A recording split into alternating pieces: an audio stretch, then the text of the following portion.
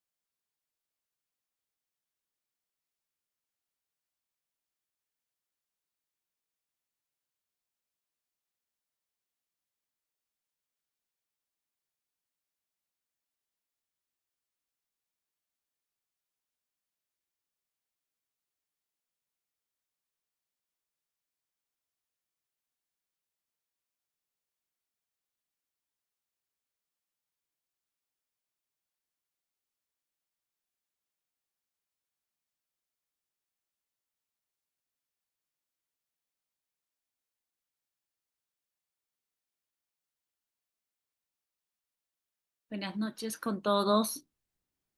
¿Me pueden escuchar bien para poder comenzar hoy día la clase? Buenas noches, doctora, sí se le escucha.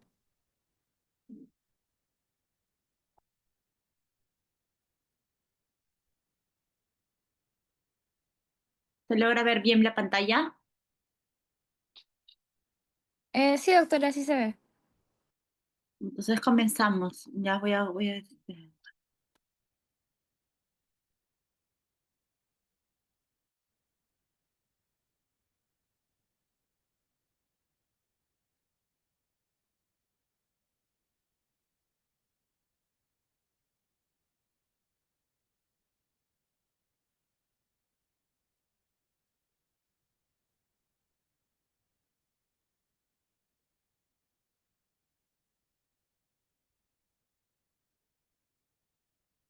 logra ver bien, ¿verdad? Sí, doctora. Ya. Buenas noches con todos. Soy la doctora Milagros Calderón Rivera, ginecobstetra del Hospital Santa Rosa. El día de hoy vamos a tocar el tema del primer periodo de trabajo de parto. Y es importante tener en cuenta los periodos de trabajo de parto porque nos van a poder permitir ubicarnos bien y poder atender bien a nuestra paciente. Dentro del índice del día de hoy, los puntos que vamos a tratar es parto, factores del parto, del primer periodo del trabajo de parto, el partograma, el trabajo de parto disfuncional y el monitoreo fetal intraparto. ¿Y el parto qué es? Es el conjunto de fenómenos fisiológicos que pueden tener por objeto la salida de un feto viable por el tracto genital femenino. Si es que hubiese algún punto que tal vez ustedes no entiendan durante la exposición o algo que deseen ir aclarándolo, en cualquier momento me pueden hacer saber para poder ir ayudándoles y brindándoles la información, o si no al final, si es que hubiese alguna pregunta, también la vamos a ir resolviendo para poder ayudarles en lo que ustedes necesiten. Y bueno, y es importante tener en cuenta que lo que es la definición de un parto eutóxico es un parto totalmente normal, es un parto por vértex, y un parto distóxico es un parto anormal, complicado o difícil. Y es importante dentro de los periodos del labor o del trabajo de parto que podamos identificar que va a haber lo que es la dilatación, que estamos dentro del primer periodo, el expulsivo, la expulsión del producto de la gestación, el alumbramiento y el puerperio inmediato. Dentro de lo que es nuestro tema principal el día de hoy, dentro de lo que es el primer periodo de trabajo de parto, el primer periodo de trabajo de parto se caracteriza por el borramiento y la dilatación del cuello uterino hasta alcanzar los 10 centímetros de dilatación. Y esto va a ser generado, ¿por qué? Por el impulso, por las contracciones que van a ser regulares y progresivas. Y es importante tener en cuenta esta fase, porque tal vez es la fase más larga del trabajo de parto, pero es la que nos va a permitir poder identificar bien si está avanzando o no nuestro trabajo de parto, ¿no? Y dentro de las fases del primer periodo de trabajo de parto vamos a tener la fase latente o temprana, que es de la fase inicial donde se inician las primeras contracciones y las primeras dilataciones hasta que lleguemos a los 4 centímetros. Y en esta parte las contracciones pueden ser leves, moderadas o muy variables. Y después vamos a tener lo que es la fase activa, que ya va a ser las contracciones se vuelven fuertes, regulares, frecuentes, y va a ser el proceso de aceleración acelerada, donde va a haber un mayor borramiento y va a llegar a completarse la dilatación. Y va a ser desde los 4 centímetros en adelante hasta que lleguemos a los 10 centímetros de dilatación. Y demos paso a la segunda etapa del trabajo de parto. Y es importante tener en cuenta porque para toda esta parte del trabajo de parto, Friedman, y dentro de lo que es la curva de Friedman, que está desde 1955, publicó los primeros estudios de análisis en lo que es la progresión del trabajo de parto con pacientes con embarazos a término. Y en el primer estadio del trabajo de parto se estableció la descripción de la fase latente, caracterizada por un borramiento y una dilatación cervical hasta los 4 centímetros. Y esto va a ir seguido de una fase activa, con dos fases claramente diferenciadas. La primera descrita por un periodo de dilatación de rápida progresión, que es una fase de aceleración, y la segunda por un enlentecimiento de esta dilatación, que va de los 9 a 10 centímetros, que es la fase de desaceleración, antes del segundo estadio o periodo de expulsivo. Y la relación entre la duración del trabajo de parto y la dilatación cervical se expresó mediante una curva sigmoide, como lo vamos a ver a continuación. Entonces es importante tener en cuenta que dentro del primer periodo del trabajo de parto, según Friedman, quien creó estos conceptos, vamos a tener en cuenta que esta curva sigmoidea nos va a permitir identificar de una mejor manera cómo está avanzando este trabajo de parto y cómo se va identificando según el tiempo, la dilatación y la duración de este trabajo de parto.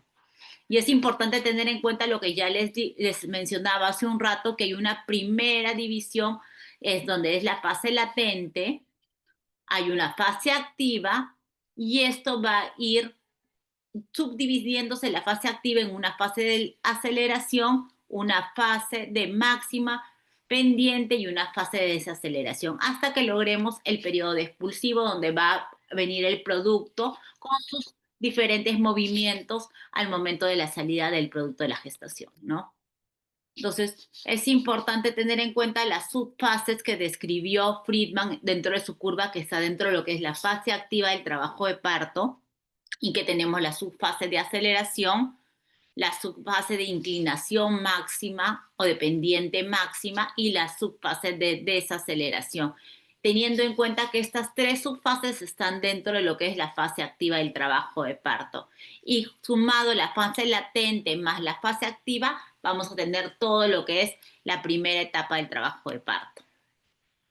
Y acá lo vamos a poder ver también en esta gráfica, ¿no? Una vez que se inicia el trabajo de parto, vamos a tener todo lo que es la fase latente hasta que comencemos la parte de la aceleración de dilatación que se va a brindar a partir de los 4 centímetros de dilatación y vamos a iniciar lo que es la fase activa.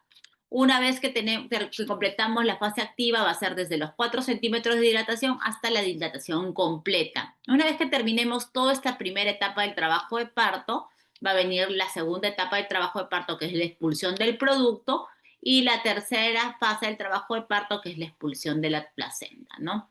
Hasta que termine la contracción. ¿Y por qué es importante tener en cuenta esa curva de Friedman y por qué es importante hablar de las fases del trabajo de parto? Porque dentro de lo que es la evolución normal del trabajo de parto, se ha medido y se ha estudiado diferentes gestantes y han podido establecer diferentes tiempos, tanto de lo que es de la dilatación, el descenso y la duración de estos periodos. ¿Y por qué es importante? Para poder ver si el trabajo de parto está dentro de lo normal, porque no es lo mismo que una gestante esté avanzando, por ejemplo, una nulípara esté avanzando 1,5 centímetros dentro de lo que es el trabajo de parto a una gestante que esté avanzando 5 centímetros por hora, o una gestante que tal vez no está avanzando, pasa 1 hora, pasan 2 horas, pasan 3 horas y tal vez no está avanzando dentro de su dilatación. Y es por eso que nosotros tenemos que ir evaluando esto para poder ver si es que está dentro de lo que es un trabajo de parto normal o tal vez está yendo a una distocia del trabajo de parto o tal vez no está avanzando dentro de lo que es habitual y poder, tal vez ya no va a evolucionar para un trabajo de parto, sino tal vez hay que intervenir en este trabajo de parto. Y no solamente es importante ver la dilatación dentro de lo que es el trabajo de parto, sino también ver el descenso de la presentación y poder ver si está bajando la presentación según los planos de Hot. Entonces es importante esto para qué? Para poder ver que va a poder descender la presentación y poder producirse la expulsión de manera adecuada sin alguna alteración. Y es importante tener en cuenta los planos de Hot porque una vez que podamos identificar que nuestro producto de la gestación está ubicado de una manera correcta y podamos identificar en qué plano está, nosotros vamos a poder hacer nuestra correlación para ver los planos de Lee, para poder identificar en qué plano está y poder hacer la correlación y poder identificar si va a tener una condición o no para un trabajo de parto. Por ejemplo, si nuestro bebé la cabeza está en un plano, en el primer plano de Hot, que va desde el promontorio del sacro hasta el borde superior de la sínfisis del pubis, estamos pensando que es una presentación que está flotando. Entonces, si estamos en el primer plano, estamos pensando en que está en -4. Si estamos pensando que está en -4, esta cabeza está flotando, no está encajada, y eso nos hace pensar de que tiene pocas probabilidades de que este parto pueda desencadenarse por vía natural.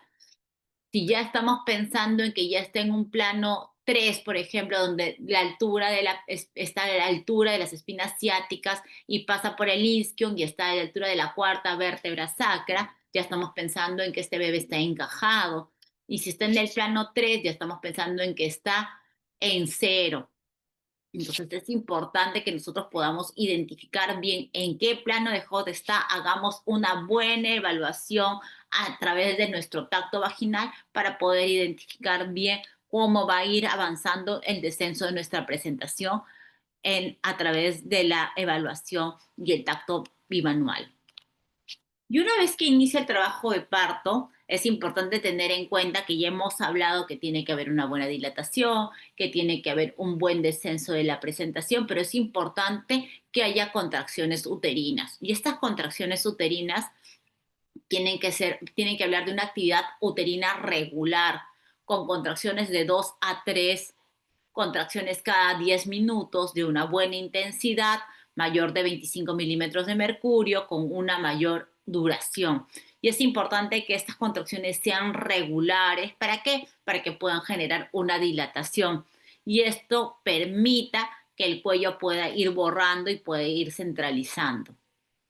Y es importante que estas contracciones uterinas que son fisiológicas tengan algunas características para que puedan desencadenar un trabajo de parto. Tenemos que ver que tengan un buen tono, una buena intensidad de 50 a 70 milímetros de mercurio, una buena duración y una buena intensidad.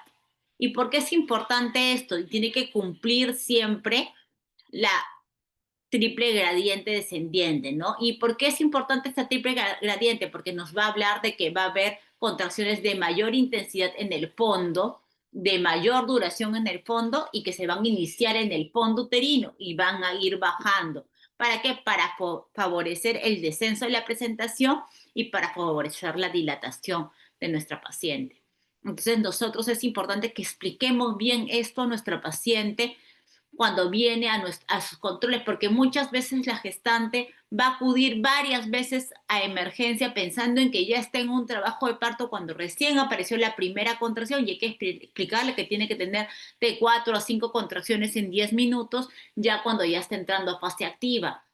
No es porque no se le quiera atender o porque no se le quiera brindar la atención a la paciente, sino es porque recién cuando ya ella va a comenzar a tener estas contracciones que van a ser de mayor intensidad, con mayor frecuencia, ella va a comenzar a avanzar de una manera más acelerada.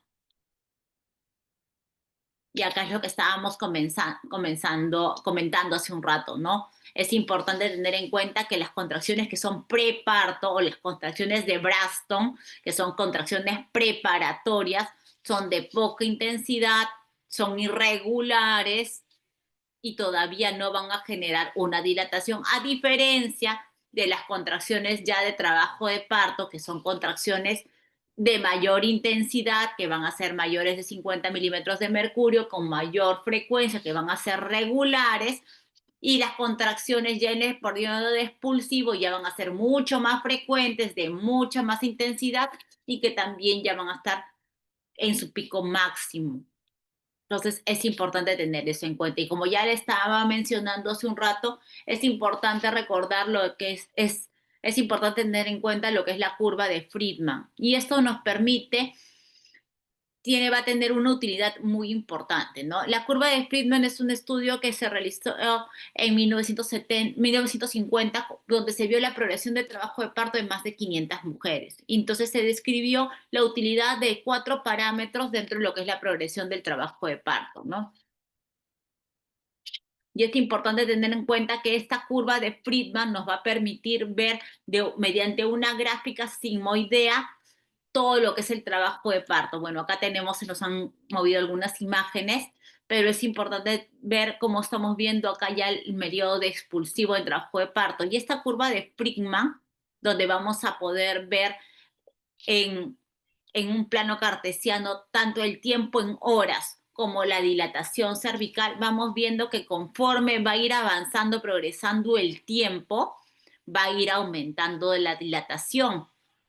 Y conforme va aumentando la dilatación, va a comenzar a descender la presentación. Esto es importante tener en cuenta y dentro de los periodos de la curva de Friedman, lo que mencionamos hace un rato, tenemos lo que es la fase latente y la fase activa dentro de lo que es el primer periodo de trabajo de parto y dentro de lo que es la fase activa tenemos los tres subperiodos, que es la fase de aceleración, la fase de máxima pendiente y la fase de desaceleración. Y una vez que se complete esta fase de desaceleración, vamos a tener que el expulsivo del producto. Y es importante también tener en cuenta que la curva de Friedman también se puede hacer la diserción entre el tiempo que puede hacer el trabajo de parto una nulípara, que va a ser mucho más lento y va a cumplir la curva sigmoidea, donde podemos ver que hay una aceleración, una pendiente máxima y una desaceleración, a diferencia de una multípara, donde se hace estos trabajos, esta curva se hace mucho más inclinada a la pendiente máxima y donde va a cortarse más lo que es la fase activa porque ya el tiempo es mucho menor y va a permitir que el trabajo de parto sea mucho más rápido. Y es importante tener en cuenta la diferencia entre el tiempo que va a tener tanto de descenso, con la curva de dilatación, descenso, tiempo en una nulípara frente a la curva de descenso y tiempo frente a una multípara, como podemos ver. Y es importante también tener en cuenta los tiempos del trabajo de parto. Cuando estamos hablando de una nulípara, estamos pensando en que el trabajo de parto va a prolongarse un poco más y podemos tener entre 16 y 20 horas, a diferencia de una multípara donde el tiempo va a ser mucho más corto. Y es importante tener en cuenta esta curva de Friedman. ¿Por qué? Porque nos va a poder permitir entender de una mejor manera lo que es el partograma. El partograma según los lineamientos de la OMS y es importante que ustedes tengan en cuenta el partograma. ¿Por qué? Porque este partograma ustedes lo van a trabajar de manera continua cuando ustedes llegan a los hospitales, cuando vayan a hacer su internado, su externado, cuando hagan también actualmente sus rotaciones en lo que es la parte de obstetricia y también después cuando ustedes vayan a su serum. Y este es un registro gráfico de la evolución del trabajo de parto teniendo en cuenta la dilatación cervical y el tiempo de descenso de la presentación. Y este partograma de la OMS trae impreso tanto la línea de alerta como la línea de acción y nos va a permitir de una manera gráfica poder identificar rápidamente cómo está avanzando nuestra paciente. Es importante tener en cuenta que lo vamos a iniciar con los 4 centímetros de dilatación y vamos a comenzar a graficar cómo va a ir avanzando nuestra paciente, ¿no?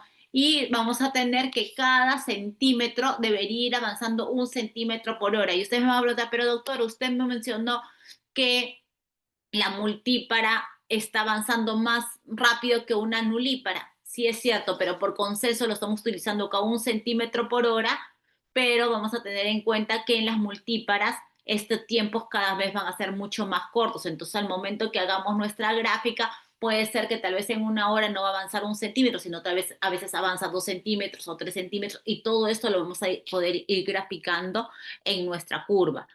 ¿Y qué pasa si por A o B la paciente no está avanzando dentro de lo que debería avanzar como mínimo 1 centímetro por hora? Entonces vamos a ir acercándonos, ya no es dentro de nuestra curva normal, sino va a ir pasando a la curva, a la línea de alerta o a la línea de acción, donde vamos a tener que ya ir tomando otras medidas, ¿no? Entonces, si ha pasado la línea de acción es paralela y han pasado 4 horas a la derecha de la línea, ya nos estamos acercando a la línea de alerta o a la línea de acción, dependiendo de sea el caso, ¿no? Y es importante tener en cuenta esto para poder trabajar de una manera adecuada, ¿no? Acá también vamos a poder ver que la regla de los 2/5 que se utilizan para poder ver lo que es el encajamiento y se dice que si la cabeza está encajada cuando se encuentra a nivel de las espinas ciáticas en una estación cero, que es lo que habíamos conversado hace un rato en lo que eran los planos de Hot. Y es importante tener en cuenta de que si es que no está avanzando adecuadamente nuestro trabajo de parto, hay que tener en cuenta las 3 P. Y la primera P es la P de potencia, donde vamos a tener anormalidades de las fuerzas expulsivas. Va a haber una anormalidad en qué? En las contracciones uterinas. Puede ser que esta paciente esté haciendo un cuadro de hipodinamia, no tiene una adecuada contractibilidad y eso no va a permitir que progresione la dilatación. O también puede haber alguna alteración en el móvil, o sea, en el producto de la gestación. ¿Y cuáles pueden ser estas alteraciones? Bueno, estamos hablando de un feto que tal vez es macrosómico, un bebé más de 4 kilos, y tal vez por eso es que no está avanzando en la dilatación. O tal vez hay alguna normalidad en la pelvis, o sea, el canal de parto no es adecuado. Entonces es importante que si nosotros tenemos dentro de nuestro partograma que estamos yendo dentro de lo que nuestra curva, estamos pasando las horas y no está evolucionando adecuadamente nuestra paciente o está ingresando a lo que es la curva de alerta o acción, a la línea de alerta o acción, nosotros volvamos a evaluar todo nuestro trabajo de parto y busquemos si alguno de estos puntos se nos ha pasado y no lo estamos manejando de una manera adecuada. Y podríamos, como hemos conversado hace un rato, podría haber alteraciones en lo que es la potencia, alteraciones en la contractibilidad uterina inadecuada, malformaciones uterinas, alguna infección, algo que no está permitiendo de que la paciente tenga una buena dinámica, o tal vez hay una falta de fuerza en el trabajo de parto, o tal vez estamos teniendo algún problema de agotamiento en la madre. Y es importante tener en cuenta cuáles pueden ser estas distocias de la dinámica. Podemos tener una hiperdinamia, hipertonía, hipersistolia, una taquisistolia, hipodinamia, tal vez no hay una buena contractibilidad, hipotonía, hiposistolia o bradisistolia o alteraciones de la triple gradiente, que es una disdinamia, ¿no? Y es importante tener todo esto en cuenta porque nos va a generar que no haya un adecuado trabajo de parto y no evolucione en el trabajo de parto como nosotros lo estamos esperando. Y es importante tener en cuenta esto, la dinámica uterina normal y las distocias, porque nos va a permitir ver cómo está avanzando el periodo de expulsivo, las intensidades de estas contracciones que deben haber, el tono, la frecuencia, la duración, en cuánto debe durar también un periodo expulsivo y cuáles son las alteraciones que pueden haber. Problemas en el producto, los que mencionamos hace un rato, si hay una mala posición anormal de la cabeza, si tenemos alguna variante en la presentación o una deflexión que no está permitiendo de que el bebé pueda avanzar o progresar en el descenso de la presentación y por ende no está avanzando adecuadamente el trabajo de parto. Hay que tener en cuenta si es que hay algún tipo de deflexión de bregma, de frente o de cara que no está permitiendo de que haya un adecuado trabajo de parto y que va a terminar generando un parto distóxico que va a terminar siendo una cesárea, ¿no? Problemas en el producto, podemos tener macrosomía o anormalidades, tal vez una hidrocefalia, masas cervicales o sacras o una hidropesia fetal que tampoco no va a permitir un adecuado trabajo de parto y problemas netamente de la pelvis, ¿no? Que es la última P dentro de las tres P que tenemos que revisar. Si estamos hablando de una desproporción cefalopélvica, algunas alteraciones en lo que es los tipos de pelvis o deformaciones pélvicas que no están permitiendo una progresión adecuada del trabajo de parto. Dentro de lo que tenemos las distocias de pelvis, es importante tener en cuenta de que puede haber una distosia en lo que es el canal óseo, tenemos un tamaño, puede haber una estrechez pélvica o una anomalía en la morfología, o en el canal blando, algún tumor previo o alguna alteración en la parte blanda del canal pélvico que tampoco no va a permitir una adecuada progresión. Dentro de lo que son las disfunciones del trabajo de parto, hay que tener en cuenta que en las nulíparas puede haber un 25% de disfunciones en el total de los partos y en las multíparas se puede ver hasta en un 10%. Y dentro de los factores de riesgo que podemos tener, bueno, talla baja, edad materna mayor de 35 años, antecedente de un parto distóxico previo, pelvis no ginecoides, bajo o alto peso al nacer, lesiones uterinas concomitantes, ¿no? Y dentro de los factores de riesgo fetales, productos mayores de 4 kilos o presentaciones anómalas, ¿no? Y es importante tener en cuenta que dentro de las alteraciones que podemos tener en lo que es el trabajo de parto, tenemos alteraciones en la fase latente, si es que estamos hablando de una fase latente prolongada, y alteraciones en la fase activa, cuando tenemos una fase activa prolongada, y esto también puede generar detención o alteraciones en la dilatación y falla en el descenso. Y estas complicaciones de la distosia de trabajo de parto también pueden llevarnos a qué? A mayor riesgo de coriomionitis, a mayor riesgo de cesáreas, mayores riesgos de lesiones fetales y mayor riesgo de sufrimiento fetal. Y ustedes me preguntarán por qué dentro de las complicaciones colocamos coriomionitis. Es importante tener en cuenta que un trabajo de parto prolongado, donde vamos a tener múltiples tactos vaginales, donde va a haber mayor manipulación a nuestra gestante, pues tenga un mayor riesgo de infección. Y por ende, esto va a complicar no solamente al bebé, sino también puede complicar a la mamá, porque si esta madre que ha tenido un trabajo de parto prolongado, que ha tenido múltiples tactos vaginales, termina siendo una cesárea, esta cesárea tiene mayor riesgo de complicación. Y es importante para no tener que llegar a este punto donde vamos a tener mayores riesgos o vamos a tener un trabajo de parto disfuncional, tengamos que hacer una vigilancia fetal durante el trabajo de parto de manera continua. No tengamos que esperar, pues, después de 12 horas tengamos un parto obstruido donde tenemos mayor riesgo tanto para la madre como para el feto. Y para eso es importante tener en cuenta lo que es la monitorización externa, y esta monitorización la vamos a hacer mediante el tocodinamómetro y mediante un monitoreo electrónico fetal. Y es importante tener en cuenta la evaluación fetal intraparto. Hay que considerar siempre que es importante el binomio madre-niño como un todo, como un conjunto. Recuerda que no solamente estamos trabajando y estamos cuidando a la madre, sino también a este producto de la gestación. Y es importante tener en cuenta los antecedentes de la pareja, los antecedentes de la madre. Es importante si estamos hablando de una madre, una gestante añosa, o si este es un feto único, feto valioso, o si estamos hablando de un embarazo gemelar, ¿no? Evaluar la salud de la madre, tal vez si la madre no es hipertensa, no es diabética.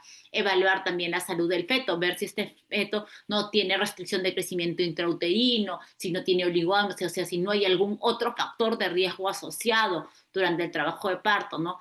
Y evaluar todas las condiciones que sean idóneas para el trabajo de parto, ¿no?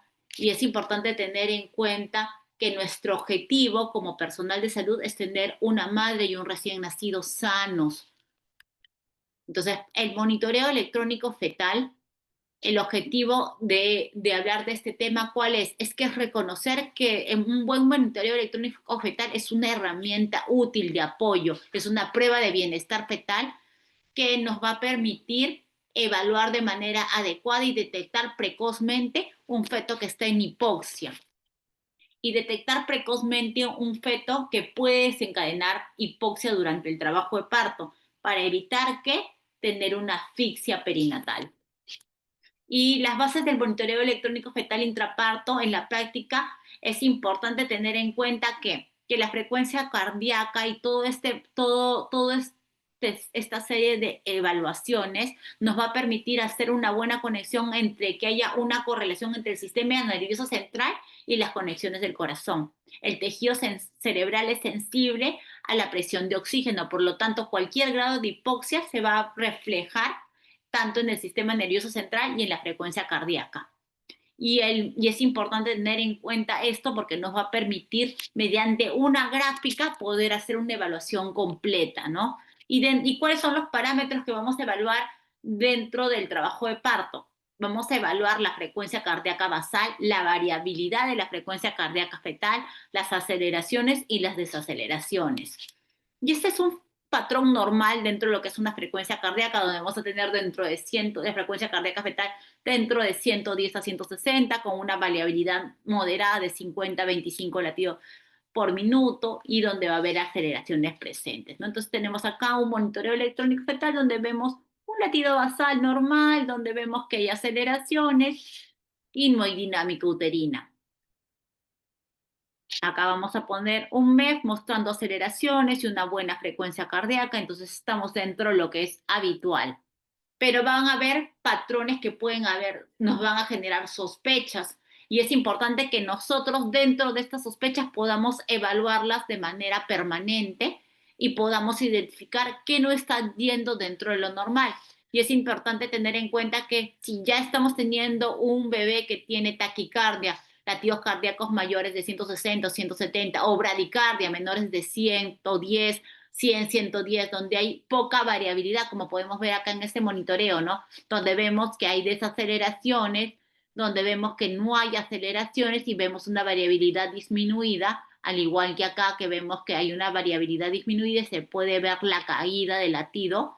Nos está hablando de que hay una sospecha de que algo no está yendo bien. Pueden verse desaceleraciones variables, simples, persistentes o complicadas. Y es importante tener esto en cuenta.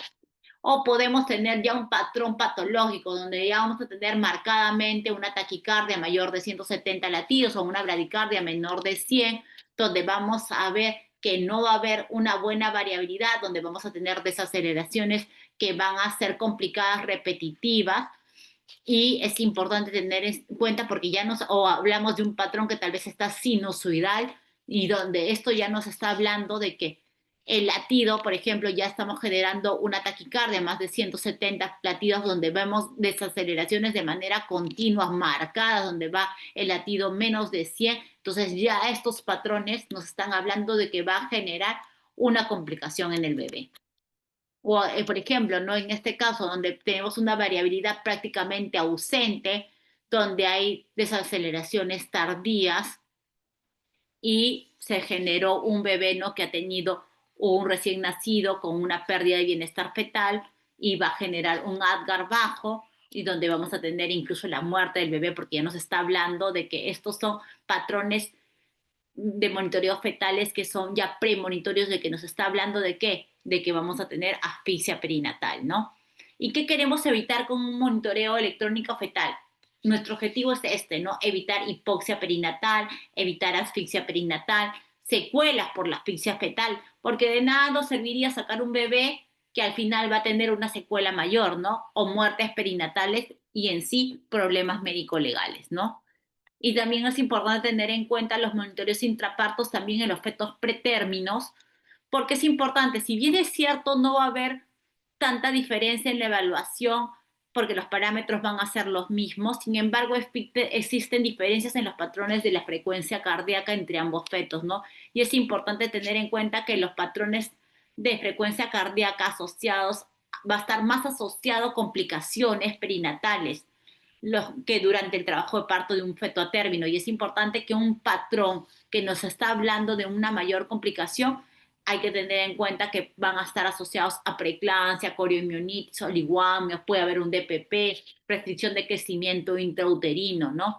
Y estos patrones de frecuencia cardíaca nos hablan de las complicaciones que pueden haber y especialmente aquellos patrones no tranquilizadores de la frecuencia cardíaca. Y es importante tener en cuenta que estas alteraciones en estos monitoreos o patrones no tranquilizadores en fetos que son de menores de 33 semanas, vamos a tener un mayor chance de poder tener fetos que pueden tener alteraciones neurológicas, que van a tener hipoxemia o acidemia, ¿no? Entonces es importante tener esto en cuenta y tengamos que monitorizar bien. Acá en este monitoreo podemos ver que hay una variabilidad mínima en una gestante de 26 semanas, donde se aprecia pequeñas desaceleraciones características de una frecuencia cardíaca fetal de un feto muy, muy prematuro, ¿no? Y acá podemos ver una variabilidad mínima y de desaceleraciones tardías recurrentes en una gestante de 33 semanas, donde estamos viendo que un desprendimiento prematuro y al final vamos a tener un feto muerto intrauterino.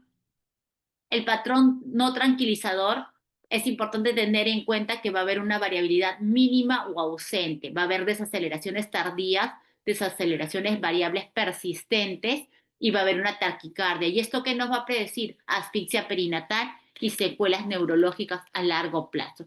Es importante tener en cuenta que las características de los patrones de la frecuencia cardíaca fetal intraparto y sus implicancias para un feto pretérmino son muy diferentes a las de un feto a término. El feto pretérmino es más frágil y susceptible a la hipoxia intraparto y debe monitorizarse todo feto pretérmino en trabajo de parto. Y esto es lo más importante, ¿no? Poder tener un recién nacido saludable, fuerte, y ese es el trabajo de nosotros que vamos a tener día tras día. No sé si habrá alguna pregunta, alguna duda.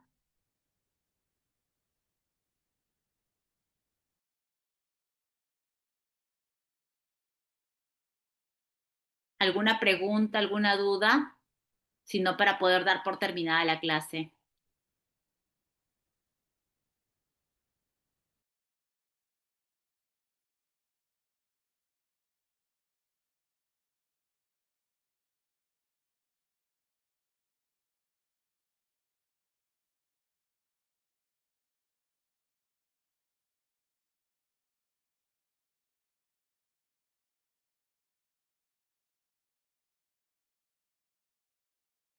¿Alguna consulta, alguna pregunta? Si no, muchas gracias. Damos por terminada la clase. Chicos, no sé si alguno quiere hacer una pregunta antes de que la doc se retire.